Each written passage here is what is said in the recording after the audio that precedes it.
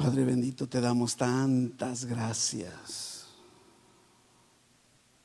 por la oportunidad que nos das de reunirnos, de congregarnos, de ver unos por otros. Traes a mi memoria aquel incidente narrado en el libro de los Hechos, en el capítulo 12, en donde Pedro se encuentra en prisión,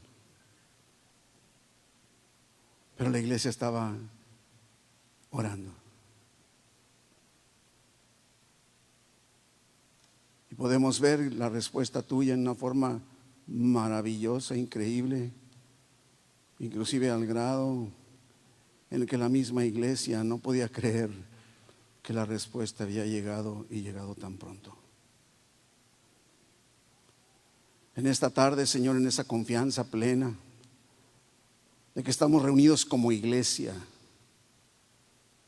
para pedirte por nuestro país, para pedirte por cada uno de los que estamos aquí presentes, Señor, para que tú traigas en esta tarde una palabra que ministre a sus corazones. Tú has dicho con toda claridad en Isaías, Padre, que así como la lluvia desciende y la nieve también, pero no vuelve de regreso, así es tu palabra, que nunca vuelve vacía, sino que siempre cumple el propósito para el cual tú la has enviado. Produce, Señor, que esta semilla de tu palabra quede en nuestro corazón y germine para producir fruto que le dé gloria a tu nombre. Háblanos, Padre. No queremos opiniones, no queremos posturas, no queremos ideas ni suposiciones. Queremos escucharte a ti, Padre. Y tú ya has hablado en tu palabra.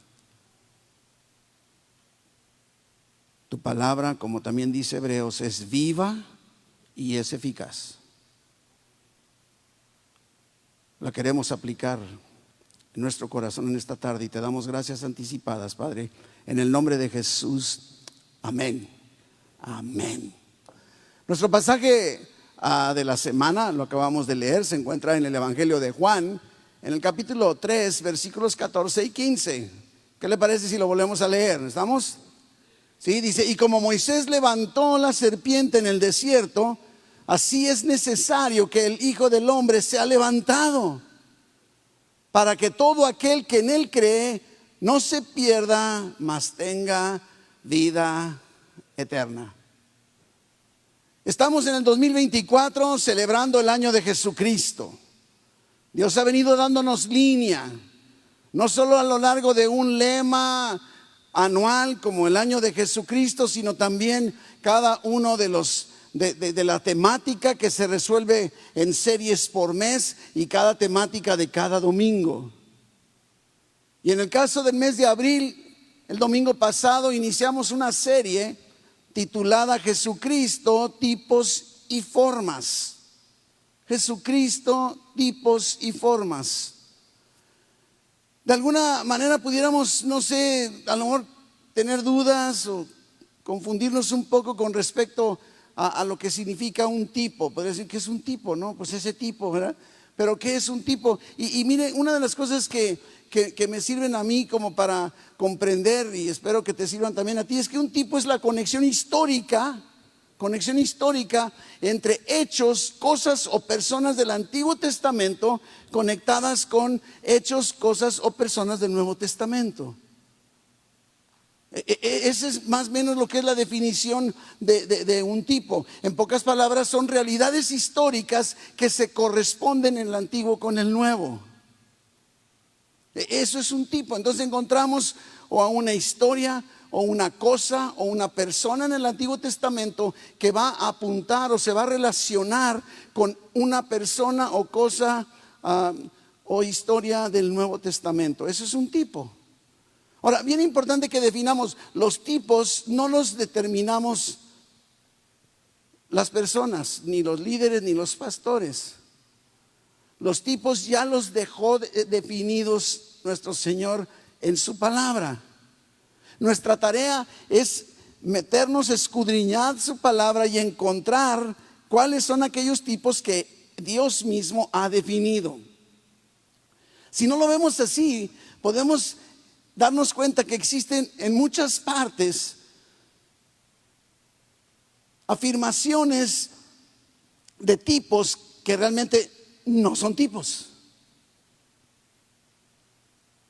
Por ejemplo, escuchaba el otro día, no, es que por ejemplo un tipo, cuando hablaba de que este es el tema que íbamos a compartir este mes, y me decía un líder, porque no es pastor, pero de otra iglesia, y me comentaba, pues es exactamente como David y Goliat.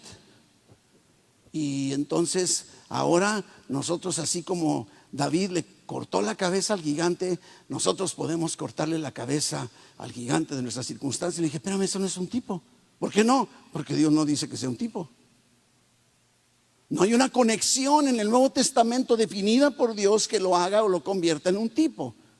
En cambio, encontramos, como la semana pasada, encontramos, aunque hay muchos tipos, ¿verdad? Muchos tipos en la Biblia, encontramos varios, y desde la semana pasada comenzamos y vamos a ver solo unos cuantos. La palabra tipos en el original no nada más significa un tipo en español, sino significa ejemplo, figura, forma, lugar, modelo o señal. Va más allá, nos completa la perspectiva, el panorama del significado. Ahora, por ejemplo, creo de alguna forma que de menos hasta ahí he podido encontrar que el primer tipo que Dios nos define en la Biblia es Adán, tipo de Cristo. Y eso lo dice claramente Romanos 5:14. Romanos 5:14 dice, no obstante reinó la muerte desde Adán hasta Moisés, aun en los que no pecaron a la manera de la transgresión de Adán, el cual, ¿quién? Adán es figura, es tipo del que había de venir. Se fija, Dios mismo nos está diciendo que Adán es un tipo de Cristo. No lo tenemos que crear, inventar, acomodar. Dios mismo lo está definiendo, ¿sí? Hay una conexión histórica entre Adán en el Antiguo Testamento y Jesucristo en el Nuevo. Y eso lo convierte en un tipo, pero más que nada porque Dios lo ha definido.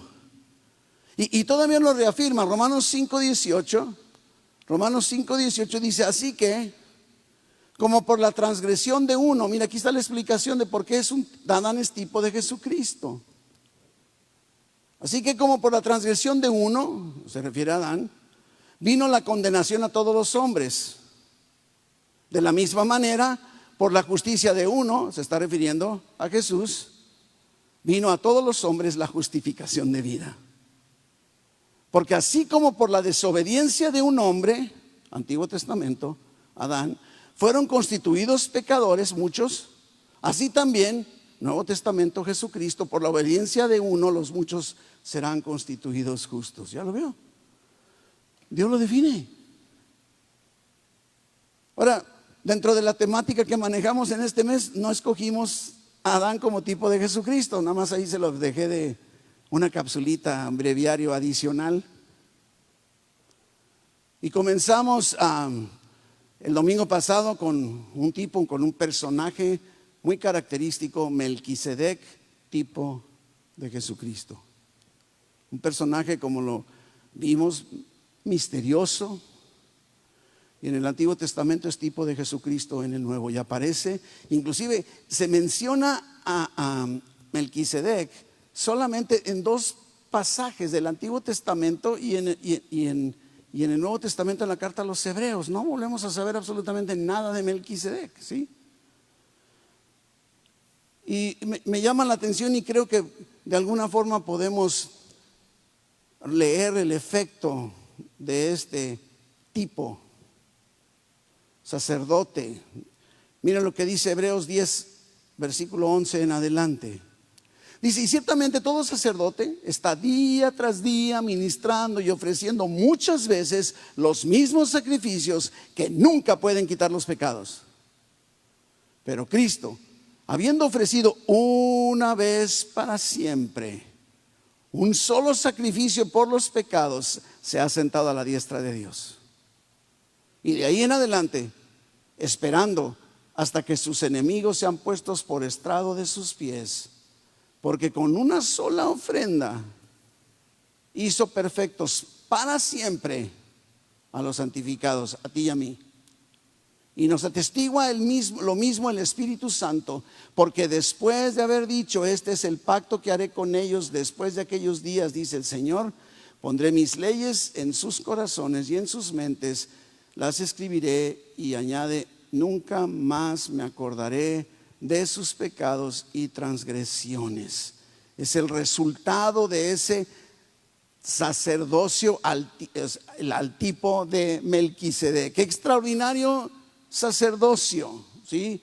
De alguna forma se presenta Melquisedec como rey y como sacerdote. Dijimos una función que no podía. Si eras de la tribu de Leví, podías ser sacerdote, pero no podías ser rey. Para poder ser rey tenías que ser de la tribu de Judá. Entonces, bajo la ley nadie podía ser sacerdote y rey al mismo tiempo. Era lo que estaba establecido en la ley. Y nos damos cuenta que ¿dónde está ilustrándose este Melquisedec como tipo de Jesucristo? En el hecho de que Jesucristo no era de la tribu de Leví. Tenía que venir algo mayor o algo más, y es por eso que está diciendo, este sacerdote nuestro, Jesucristo, no es según el orden de los levitas. No le estés buscando genealogía o ascendencia a Jesucristo en la tribu de Leví, sino es que este es un sacerdote de acuerdo al orden de Melquisedec, del cual, es más, todavía no había ni la ley en ese entonces. Y vemos esta intervención y nos lanza esta ilustración, que por cierto no quiero perder mucho tiempo en esto porque ya lo estudiamos. Bien importante que no perdamos de vista que de alguna forma llevaba este rey y sacerdote, Melquisedec, llevaba a ver a Abraham, llevaba el pan y el vino, que para algunos esto apunta un poco a la comunión. Y estamos hablando antes de la ley. Y luego también dice que Abraham le dio los diezmos a Melquisedec, al sacerdote. Hay unos que dicen, no, es que ya la ley ya no es, entonces ya no tengo que ofrendar ni tengo que diezmar. Bueno, ese tema no lo quiero tampoco tocar, ahí se lo dejo como que le haga cosquillas. Pero en el tema del día de hoy, ahora sí vamos entrando, y entonces nos habla en esta temática, la serpiente de bronce, tipo de Jesucristo. La serpiente de bronce, tipo de Jesucristo. Y leímos, como nuestro pasaje de la semana, en Juan 3, 14 y 15, está hablando Jesucristo en este momento. Y dice, como Moisés levantó la serpiente en el desierto, así es necesario que el Hijo del Hombre sea levantado, para que todo aquel que en él cree no se pierda, mas tenga vida eterna. ¿De qué está hablando Jesús? ¿A qué se refiere? ¿Qué tiene que ver todo esto, no? Pues Jesús está haciendo referencia a un acontecimiento del Antiguo Testamento. Eso empezamos a darnos cuenta las ideas del por qué estamos hablando de un tipo. Vámonos al libro de los Números, ¿sí? Es Génesis, Éxodo, Levítico, Números. En el capítulo 21, Génesis 21, Números, no sé por qué dije números. Números 21, mire versículo 4. Después partieron del monte de Or, camino del Mar Rojo, para rodear la tierra de Edom. El pueblo de Dios había sido rescatado de la esclavitud de Egipto. Y salen y van por el desierto, están atravesando, están teniendo que salir adelante, quieren llegar a la tierra prometida. Y esto es lo que nos está diciendo, ¿no? El mismo versículo 4 nos dice, y se desanimó el pueblo por el camino. ¿Se desanimó? Y yo creo que podemos experimentar desánimo. Digo, todos creo que tenemos ratos buenos y ratos malos, ratos animados y otros así como que no tenemos ganas de nada, ¿verdad que sí? Depende del clima, depende de nuestras situaciones en nuestro entorno, depende de qué tanto hayamos dormido, ¿verdad? Pero el pueblo se desanimó. Ahora podrías decir, bueno, sí se desanimó porque imagínate, después de haber estado viviendo en Egipto y aunque estaban como esclavos, vivían en casas, tenían su casita, llegaban, prendían la estufa, abrían el refri, sacaban las cebollitas y en este caso nuestro no sería eso, ¿verdad? Sacaban la carne asada. Y entonces ahora están en el desierto. ¿A quién le gusta el desierto? A nadie, ¿verdad? A ti sí. Te vamos a mandar. Ahí sí. Están en el desierto y entonces viene un desánimo. Dices tú, pues sí, yo también, yo creo que todos nos hubiéramos desanimado igual, ¿verdad que sí? Es más, ¿sabes qué? Una cosa que viene a mi mente. Cuando arrancamos este sitio, no había nada. Era un monte. Pues no tanto como desierto porque había cierta maleza, ¿verdad? Pero, y aquí atrás había una parte, todavía está un poco, pero, y ahí nos pusimos a colocar con piedras pintadas con cal una cruz. Era todo lo que había. Recuerdo que veníamos al matutino en resurrección. No era a las 7 de la mañana, era a las 6. Mi abuelo Ernesto Mellado, él era el pastor. Tempranito ahí estaba parado y teníamos nuestra reunión de matutino de resurrección así. No había nadie, teníamos que ver por fe. Y luego la carpa. Yo no sé, ¿a quién le tocó estar aquí en la carpa? Óigame, órale. Me sorprendió que nada más unos cuantos iban a levantar la mano. Muy bien, entonces verdad que tuvimos una experiencia, teníamos una carpa bien completita y vino una tormenta fuertísima y nos tumbó la mitad de la carpa y nos quedamos a la mitad. Y luego no había lonas que funcionaran de paredes y se seguían las tormentas y teníamos que estar predicando. Yo no sé si usted se acuerda, había que estar cubriendo al pastor que predicara, había que estarle cubriendo con unas sábanas por atrás para que la lluvia no le pegara en la espalda. ¿Recuerda? Y nos ensuciábamos los zapatos, porque el piso, si bien te iba, te tocaba tantita grava. Y si no, lodo. ¿Y sabe qué? San Pablo no se desanimó. ¡Wow! ¿No se desanimó? ¡Qué increíble! Aquí estamos. Mire hasta dónde hemos llegado. Y más a donde nos quiere llevar el Señor, sigamos creyendo. Pero este pueblo se desanimó, estaban en el desierto, estaban en peores condiciones que nosotros en la carpa. El problema creo que va más adelante. Versículo 5. Y habló el pueblo contra Dios y contra Moisés. El reclamo era clarito. ¿Por qué nos hiciste subir de Egipto para que muramos en este desierto? Pues no hay pan, no hay agua y nuestra alma tiene fastidio de este pan tan liviano. El pan que descendía del cielo, la provisión de alimento de parte de Dios continuamente asegurada cada mañana, suficiente. Y ellos decían, ya estamos cansados de las hamburguesas de maná. Ya no quiero más pizza de maná. Ya no quiero más espagueti de maná. Ya no quiero maná. Este pan tan ligero ya me hartó. Ya no me importa tu provisión. Estoy enojado. ¿Por qué me sacaste de la esclavitud de Egipto, donde yo comía algo más que maná? Yo quiero que resaltemos, que veamos lo que aquí está sucediendo. ¿Cuántas veces tú y yo hacemos lo mismo con Dios? Vengo todos los domingos, Señor, estoy dando mi ofrenda y mira, ni trabajo tengo. En lugar de ponernos a contar, mire, todo lo que había sucedido con el pueblo. Sí es cierto que está vagando, pero habían pasado el mar en seco. Yo nomás quiero que te imagines que tú hubieras estado ahí. Ahí está, acá vienen los egipcios detrás de nosotros y el mar, no puedo cruzar, ¿qué hago? ¿Sí? Moisés, lleva a Moisés con Dios y Dios dice, a mí, ¿para qué vienes conmigo? Tú dile al pueblo que marche. Y en cuanto empezó a marchar el pueblo, el mar se abrió y pasaron en seco. Es como para decir, es más, ¿has tenido moveres milagrosos de Dios en tu vida? Similares a pasar al mar en seco. Yo sí. Yo creo que los que estamos aquí también. Pero eso no fue todo, eso no fue todo. Dijeras tú, bueno, a veces un evento y se te olvidó, pasó el tiempo. Pero Dios los había guiado y los había protegido. Tenían una nube que en el desierto les tapaba del sol. Y en la noche, una columna de fuego que les daba calorcito. Pero están hartos del pan liviano.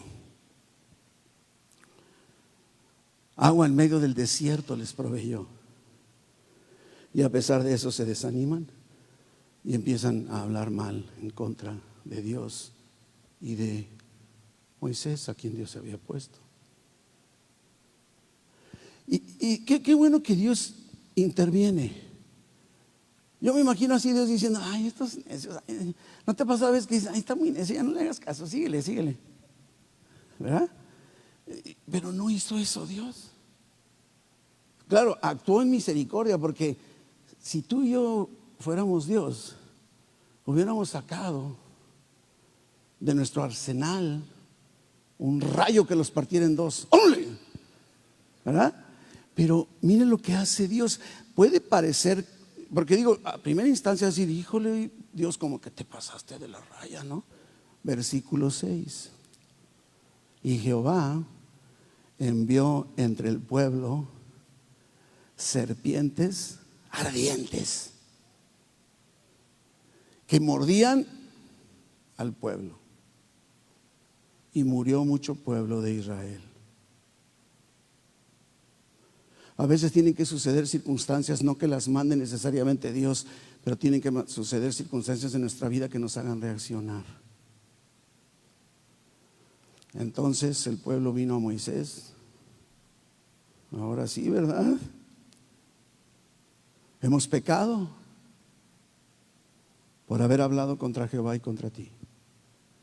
No le están dando vuelta al pecado, saben bien. Pecamos en que hablamos en contra de Dios y en contra de ti, que eres el ungido de Dios ante nosotros. No le demos vuelta, porque es todo lo que se requiere. Y entonces dice, ruega a Jehová que quite de nosotros estas serpientes. Y Moisés oró por el pueblo. Versículo 8.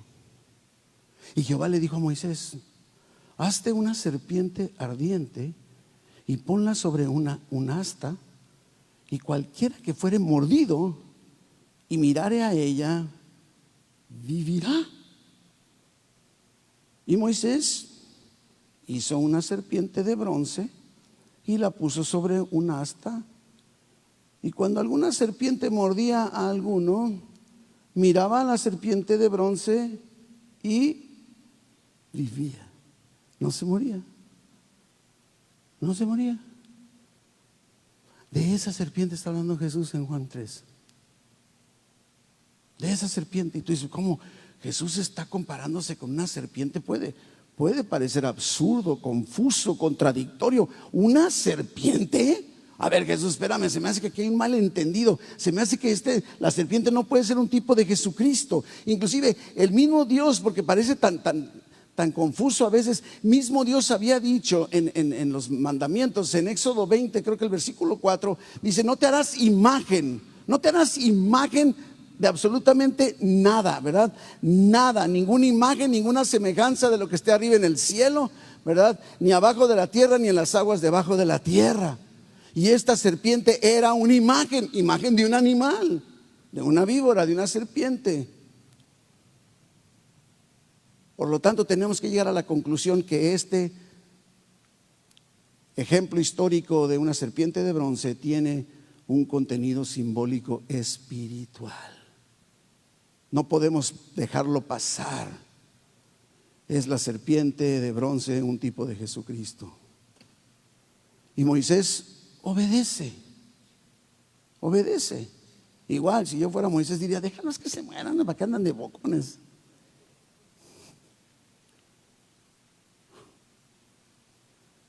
Y cuando alguna serpiente mordía a alguna, miraba a la serpiente de bronce y vivía.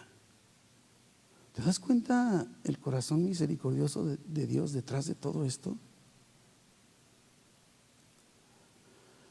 Ahora, en el texto original encontramos en el texto original de Números, es en hebreo, se escribió en hebreo, y encontramos que la palabra serpiente, no sé hebreo, es que si usted sabe hebreo y me equivoco, perdóneme, pero serpiente es nahash y significa, tiene el simbolismo de maldición. Y la palabra bronce, nehoshet, ¿sí?, que representa o simboliza el juicio, el juicio. Nahash, nehoshet, serpiente de bronce, maldición y juicio juntos. No nada más serpiente, no nada más bronce, serpiente de bronce, maldición y juicio. Ahora, si no entendemos bien el concepto de juicio y de justicia de Dios, pues yo ahorita todo esto deplorable, pastor, porque está hablando de esto, mejor cámbiale de tema. Podemos ahora regresar al Evangelio de Juan, capítulo 3, desde el principio en el versículo 1. Juan 3:1, encontramos un fariseo llamado Nicodemo, que era de los principales de los judíos. Y este Nicodemo, con toda su experiencia doctrinal, viene a Jesús de noche. Algunos dicen que vino de noche porque tenía miedo a que los demás se dieran cuenta y quedara excomulgado, no sé.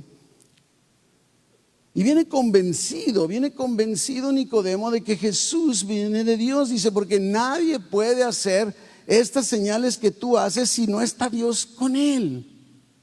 Te haces evidente.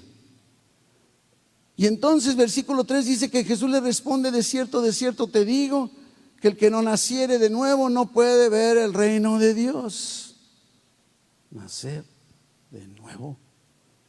Es más, Nicodemo lo está viendo tan humano, tan material, tan físico, que dice, a ver Jesús, se me hace que estás medio, volverme a meter al vientre de mi madre, no.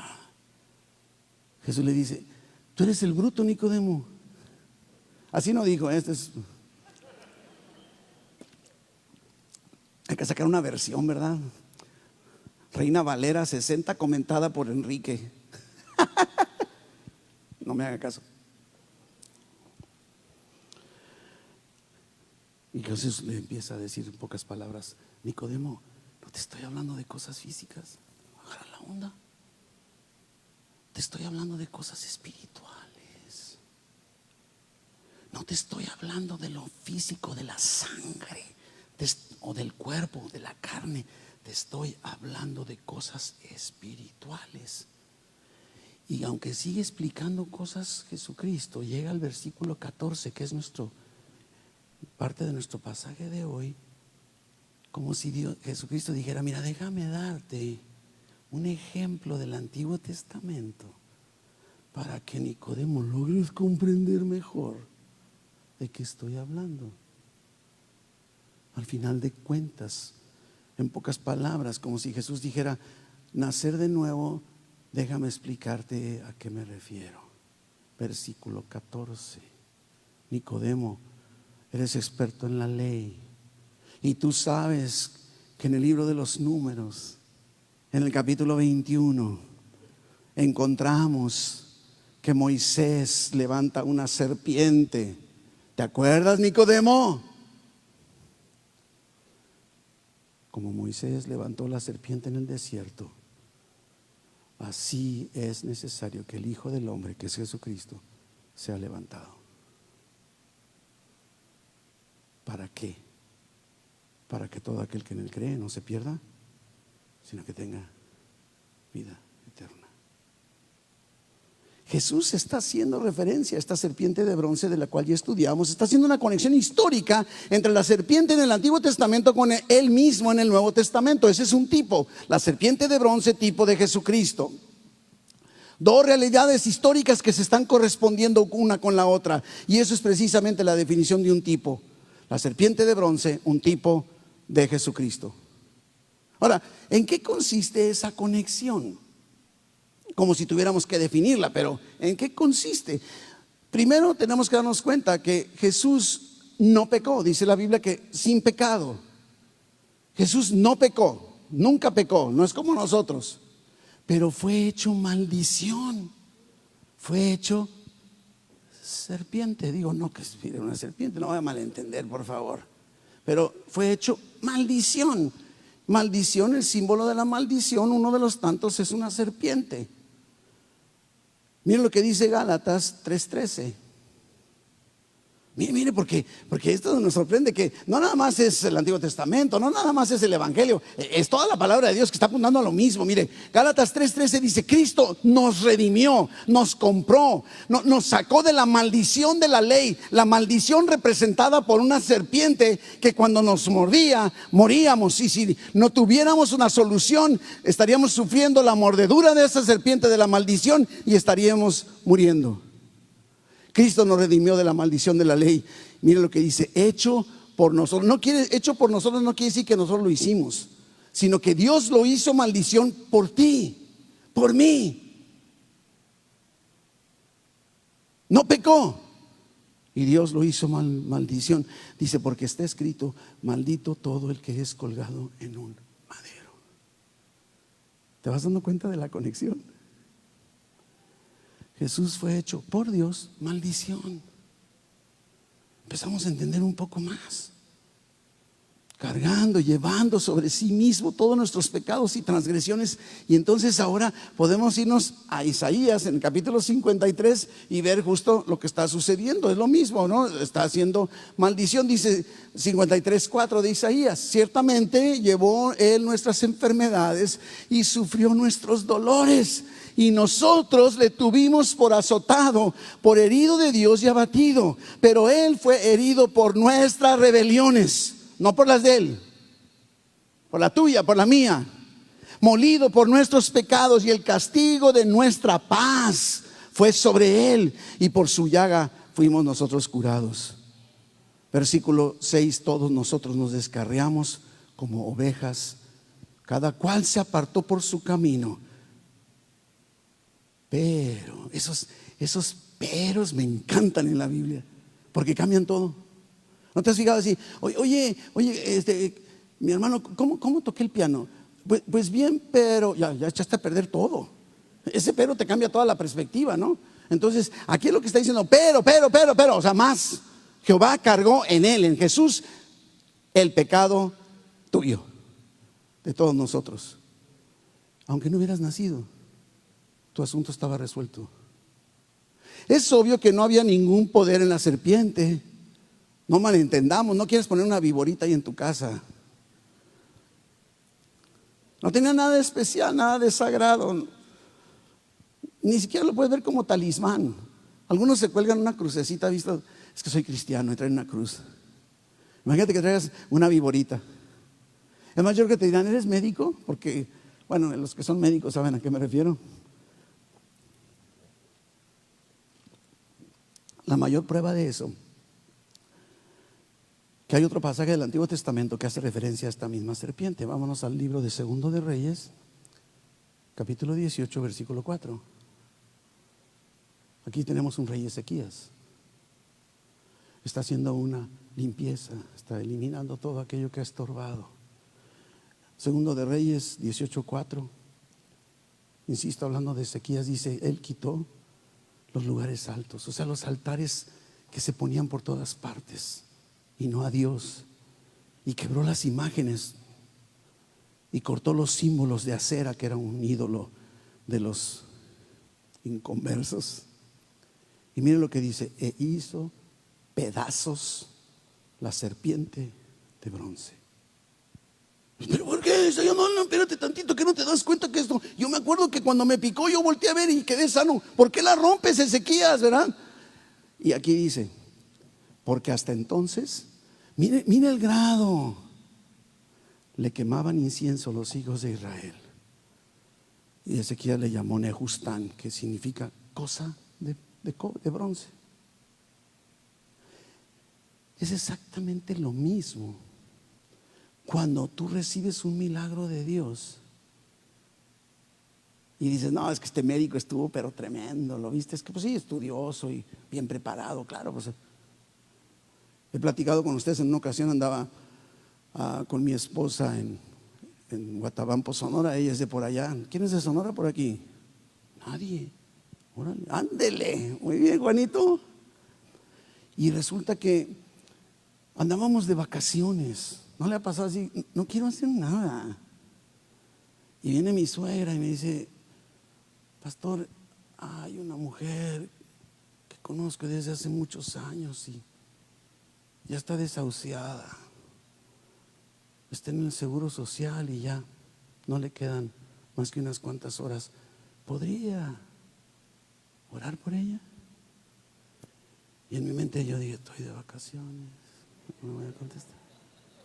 Y todavía se me ocurre decirle: bueno, se llamaba, porque murió ahora con la pandemia mi suegra. Oye, Consuelo, pero es que ¿hasta dónde está el hospital?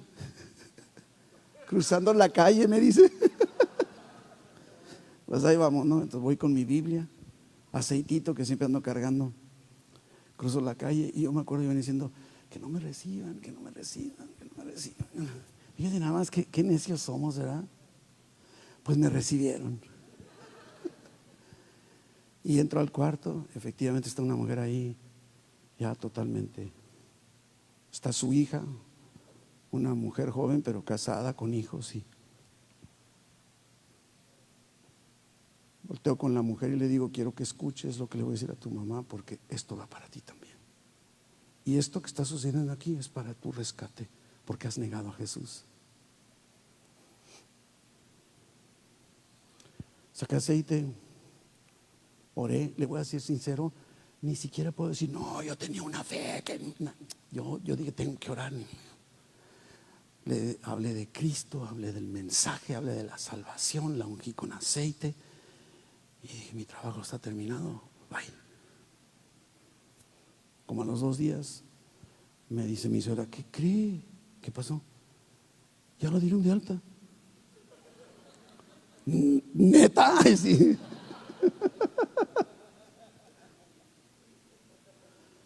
Y nos gozamos, toda la familia nos gozamos, dimos tantas gracias a Dios. Ya regresamos a Tijuana y de repente me habla mi suegra y me dice: ¿sabe qué? Nos encontramos con la mujer, ya ni me acuerdo cómo se llama. Y dice: oye, qué suave, que mira, estabas desahuciada. Sí, la verdad es que la Virgen María me rescató. Y dije: ¿en qué momento? ¿Dónde quedó mencionada, no?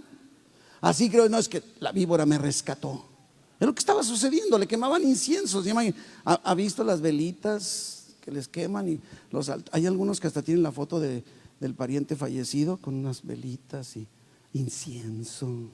Usted no, ¿verdad? Pero allá en otras iglesias sí. Se había convertido, esta serpiente había sido instrumento simbólico de la sanidad y vida de Dios. Lo habían convertido en un ídolo, y en lugar de adorar al creador de la serpiente, adoraron a la serpiente. Eso es lo que dice Romanos 1. Por eso este mundo se ha hecho semejante a ellos. Adoran una bestia y son bestias. Se parecen, dice la palabra. El centro de este mensaje no está en la serpiente levantada por Moisés, sino en lo que significa, hacia dónde apunta el mensaje que comunica. La serpiente de bronce apunta a la cruz de Cristo. Ahí llevó Jesús todo nuestro pecado, nos redimió. Y lo que tú y yo tenemos que hacer, como dice Jesús: voltea y ve, no a la serpiente, voltea y ve a Jesús. Dice: cuando yo sea levantado. Y Jesús ya fue levantado en esa cruz. Y esa es la fe que profesamos tú y yo. Voltear a Jesús es nuestra verdadera redención. Jesús destruyó a la serpiente no la de bronce, la serpiente, como dice Apocalipsis, llamada diablo, y nos dio vida. Ese es el mensaje del evangelio. Es ahí donde se aclara o se esclarece este concepto: serpiente, maldición. Todos nacemos en esa condición. Dice Romanos 3:23: por cuanto todos, ¿cuántos? Todos pecaron, y el resultado: destituidos, separados de Dios. Esa es nuestra condición. Es lo que nos muestra la serpiente. Es tan necesario que nos demos cuenta. Estábamos en maldición, bajo maldición. La paga del pecado es muerte, dice Romanos 6:23. Merecíamos morir como esos israelitas que estaban siendo mordidos. Y Dios pudo haber dicho, pues muérete. Ya te mordió, hubieras corrido. A ver, saca tus ungüentos, a ver si te sirven de algo. Te muerde la serpiente, te mueres. Venimos a este mundo, tú y yo, mordidos por la maldición de la serpiente. Así naces, todos pecaron. Oye, pero espérame, yo no me he portado mal. Todos pecaron. Y todos separados de Dios en nuestra condición natural, ¿sí? Si alguien no nos ayuda, morimos. No morimos. La paga del pecado es muerte. Pero el lado de cobre, de bronce, la justicia, la dádiva de Dios es vida eterna en Cristo. Óigame, eso es para quedarnos. Wow. Mire, imagínate que te he dicho, ¿sabes qué, mijito? Pues naciste en pecado por culpa de Adán, si tú quieres, pero pues ni modo. Y la paga del pecado, muerte. ¿Sabes qué? Muérete, ni modo. Y dice Dios, espérame tantito, reconoce que necesitas a alguien que te rescate. Aquí estoy yo, dice Jesús. Solo voltea para que seas sanado y vivas. En lo espiritual está apuntando exactamente lo mismo. La dádiva de Dios es vida eterna en Cristo Jesús, Señor nuestro. Increíble.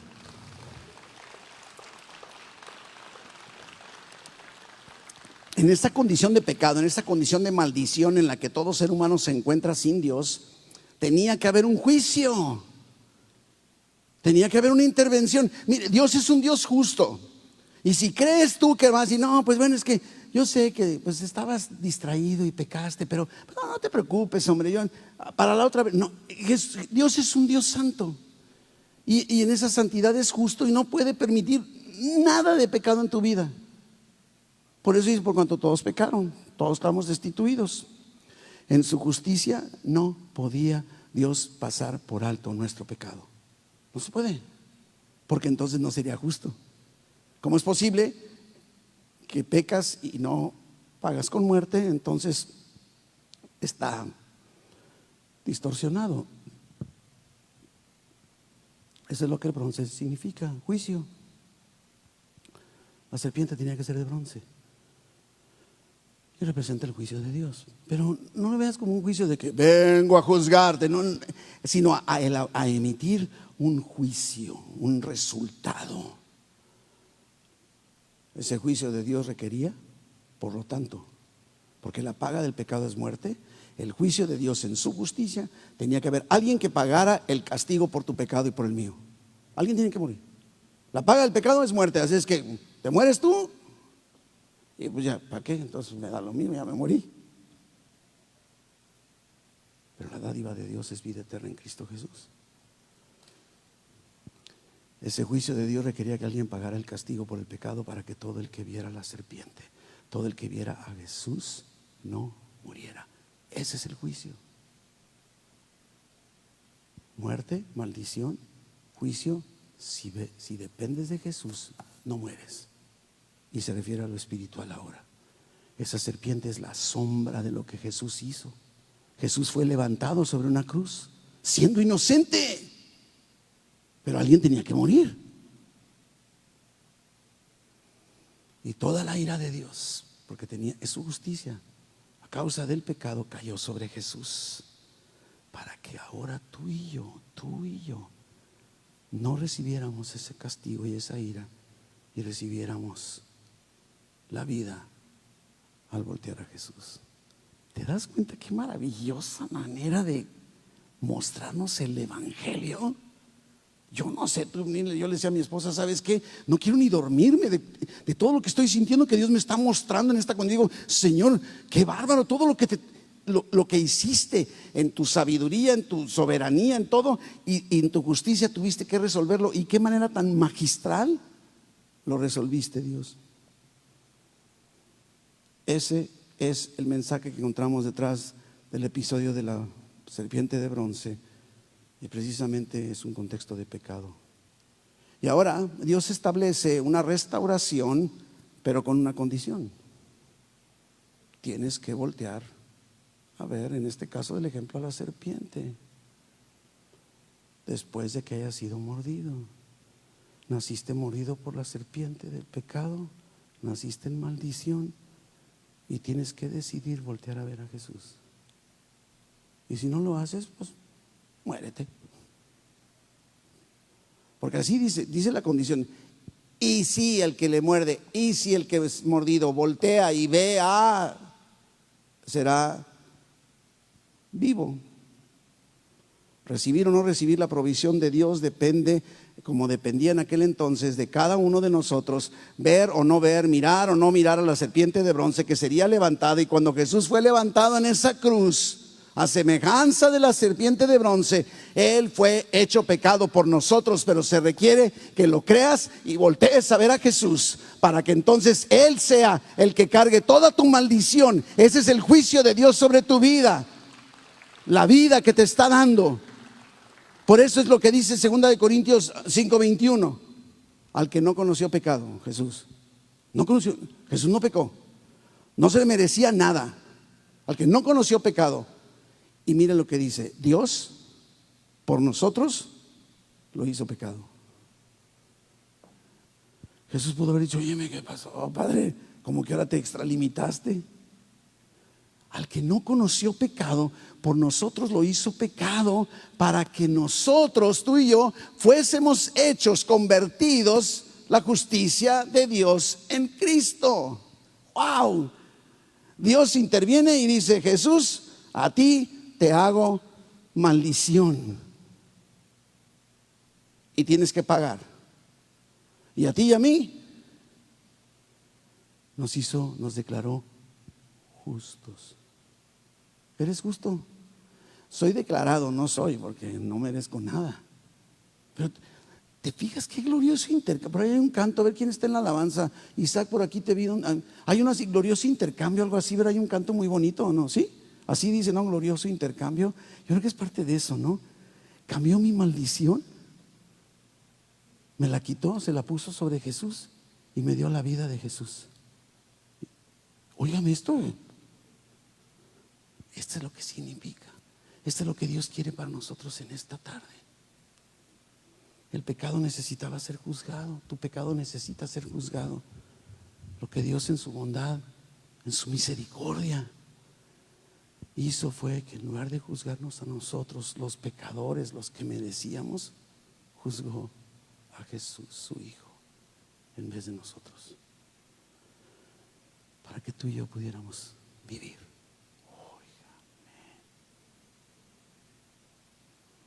El mensaje que Dios envió a través de Moisés cuando levantó esta serpiente de bronce era: voy a juzgar el pecado aquí, para que ustedes puedan ser absueltos, para que puedan escapar del juicio que viene como consecuencia del pecado. Ahora podemos comprender mucho más qué es lo que Cristo está diciéndonos en el Evangelio, ¿verdad que sí? Y como Moisés levantó la serpiente en el desierto, así es necesario que el Hijo del Hombre sea levantado, para que todo aquel que en Él cree no se pierda, mas tenga vida eterna. ¿Te das cuenta?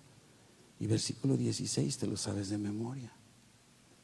Porque de tal manera amó Dios al mundo, para que todo, que nos ha dado un Hijo unigénito, para que todo aquel que en Él cree no se pierda, mas tenga vida eterna. Y mire cómo vamos a conectar la condenación por el pecado. Versículo 17: porque no envió Dios a su Hijo al mundo para condenar. Óigame, yo no sé, pero a mí esto me seduce. Jesús no vino a condenarme. Dios no envió a Jesús para condenar al mundo, sino para que el mundo, para que tú y yo seamos salvos por Jesús. A eso vino Jesús. Recibe la maldición, fue hecho pecado por nosotros para que tú y yo ahora experimentemos la vida.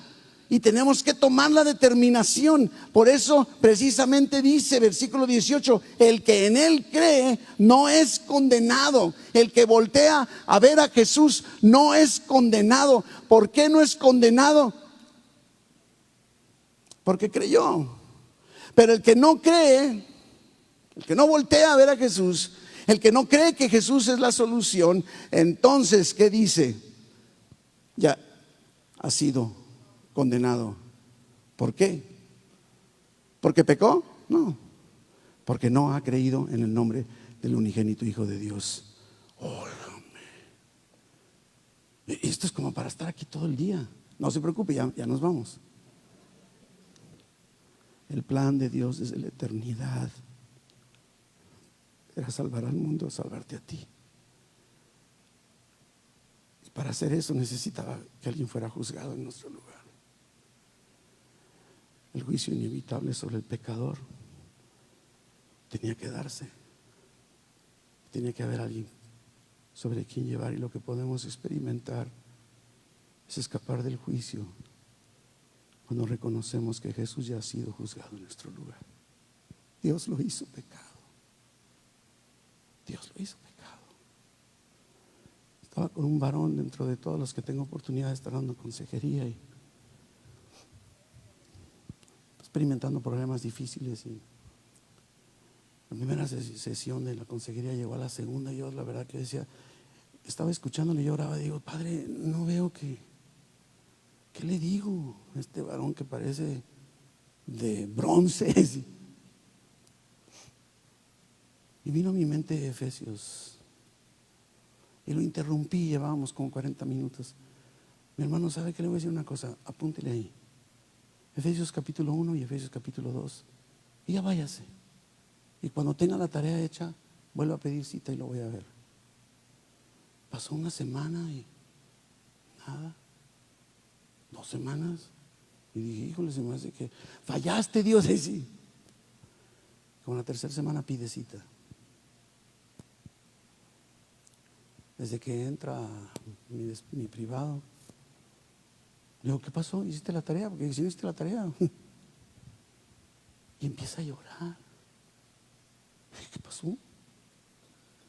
¿Sabe qué? Es que Dios, desde antes que yo naciera, tenía preparado un plan para salvarme. Yo dije, ¿quién te dijo eso? Se fija, es ese sentido cuando logramos darnos cuenta todo lo que Dios hizo para rescatarte, para que el día de hoy tengas vida. Oigan, deja de estar volteando para abajo y mejor, ¿verdad? Dios nos dice, yo tengo la solución, pero tú tienes tu parte y tu responsabilidad para que puedas disfrutar del rescate, de la solución. Como si Dios, no voy a forzar, nos dijera, no voy a forzar la salvación para nadie. Quien reconozca no solo su necesidad, no solo la consecuencia de su propio pecado, sino que reconozca que estoy ofreciendo salvación, necesita tomar una posición, tiene que tomar una decisión, mirar a Jesús que fue levantado en la cruz del Calvario. Y muchas personas han tratado de sustituir la salvación por buenas obras, pero hay una sola manera de escapar del veneno mortal del pecado, del veneno del pecado, y esa solución es voltear a ver a Jesús. No hay más. La cruz es la solución para ti, para mí y para toda la humanidad. Cuando miramos, no solo contemplamos, sino reconocemos la obra del Señor Jesucristo a nuestro favor o en nuestro lugar, la palabra de Dios nos muestra esta idea de responsabilidad. Reaccionemos.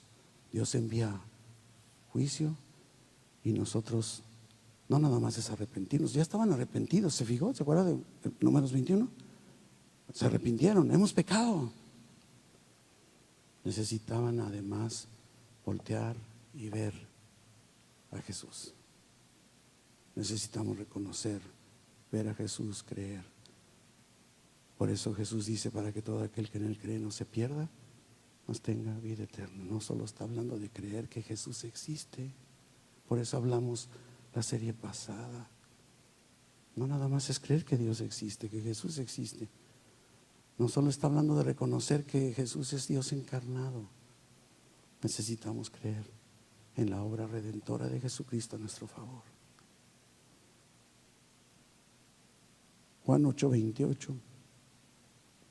Vamos aterrizando. Juan 8:28. Les dijo pues Jesús: cuando hayáis levantado al Hijo del Hombre.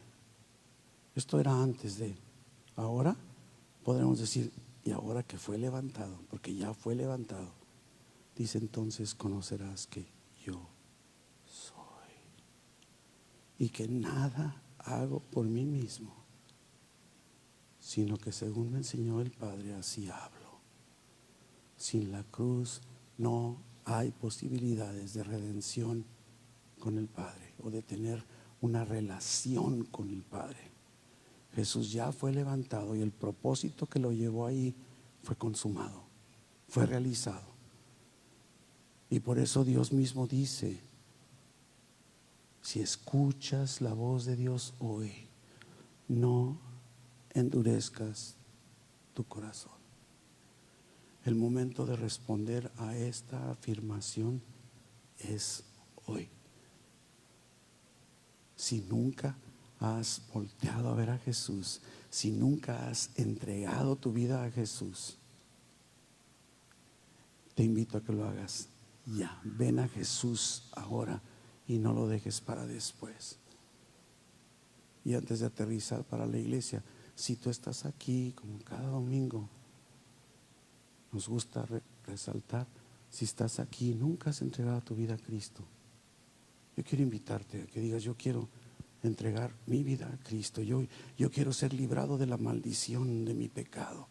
Quiero voltear y ver a Jesús, el único que me puede redimir. Si deseas hacerlo, levanta tu mano. Solo quiero orar contigo. Solo quiero orar contigo, pero te invito a que, si no lo has hecho antes, no lo pospongas. No lo pospongas. Este es un asunto serio. Es un asunto del cielo. Es un asunto de eternidad. Iglesia, miren lo que dice Colosenses 3, con esto terminamos. Aguas cuando un predicador dice: con esto terminamos. Colosenses 3, versículo 1. Sí, pues habéis resucitado con Cristo. Buscad las cosas de arriba, donde está Cristo sentado a la diestra de Dios. Versículo 2. Poned la mira en las cosas de arriba, no en las de la tierra. A la luz de nuestro tema, pudiéramos descuidar un poco nuestra respuesta a este pasaje, porque el mirar a Jesús es en un sentido práctico. Nuestros ojos en el cielo, nuestros pies en la tierra. No podemos puro allá ni puro aquí. Ojos allá, Jesús levantado, mis pies en la tierra, a caminar sabiéndome redimido, sabiéndome perdonado por el sacrificio de Jesucristo en la cruz, sabiendo que la condenación ya no hay para mí, porque Dios la cargó completamente sobre Jesús por su obra redentora. Por eso Jesús en la cruz dijo: consumado es. Ojos en el cielo, los pies en la tierra. La clave de estos dos versículos la encontramos verdaderamente en el versículo 3, Colosenses 3:3. El secreto no es estar volteando hacia arriba, porque necesitamos una habilidad para hacerlo. Necesitamos caminar creyendo lo primero que dice: porque habéis muerto. ¿Sabes lo que hace un muerto? Nada. Nada. Y si hace algo es zombie, no es muerto. Y vuestra vida, tu vida, está escondida con Cristo. Iglesia, esta es la verdad. Este es el fundamento de todo lo que Dios planeó desde antes de la fundación del mundo. Primera de Pedro, en el capítulo 1, versículo 18, y dice: sabiendo que fuimos rescatados de nuestra vana manera de vivir.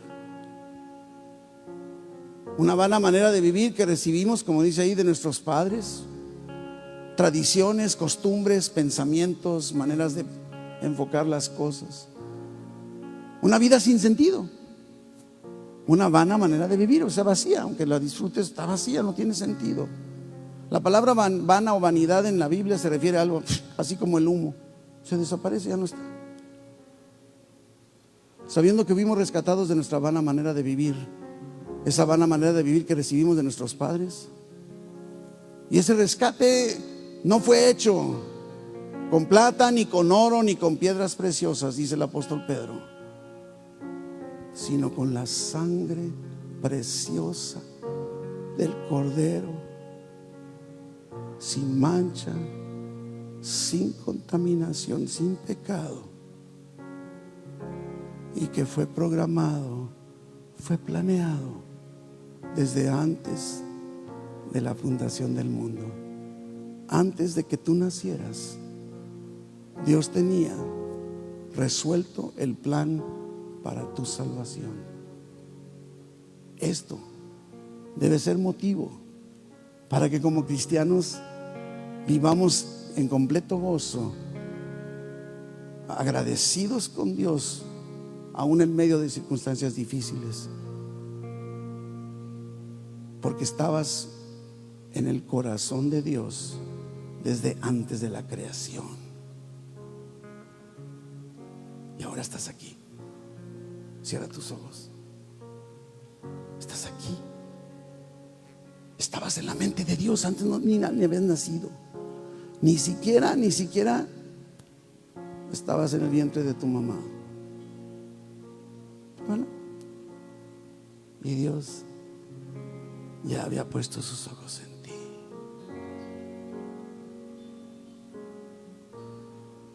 Dice el Salmo 139: detrás y delante me has rodeado, y sobre mí has puesto tu mano.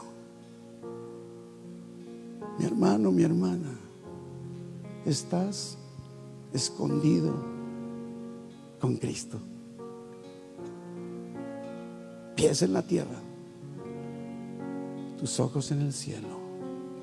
Amado Padre Celestial, te doy tantas gracias, porque hay aún en pasajes que pudieran producir cierta confusión o dudas, Padre, aún y vemos narrativas de historias sucedidas hace miles de años, Padre. Nos damos cuenta que tú continuamente estás en tu revelación progresiva, mostrándonos tu amor, tu misericordia, tu plan redentor para nuestra vida. Que como iglesia, Espíritu Santo, implanta en nuestra mente y nuestro corazón esta gran verdad, para que podamos caminar como a ti te agrada, sabiéndonos no solo amados, sino protegidos, abrazados, resguardados, guiados y habilitados por tu gracia para enfrentar lo que sea que venga. Gracias, gracias te damos, Padre. Bendice ahora a tu pueblo, mi Dios. Tú conoces sus inquietudes en esta tarde. Tú sabes lo que están pasando, Padre, y estás atento. Permíteles, como dice el Salmo 40, que pacientemente esperan en ti, para que pronto puedan ver cómo tú inclinas tu oído para escuchar como lo haces siempre, y les saques del pozo de la desesperación y del lodo cenagoso, para que puedan caminar alabando tu nombre con todo lo que ellos hagan. Bendíceles, guárdales, protégeles, prospérales, sánales, Padre bendito. Guíales en todo momento, y te damos gracias anticipadas en el nombre de Jesús. Amén. Dios les bendiga.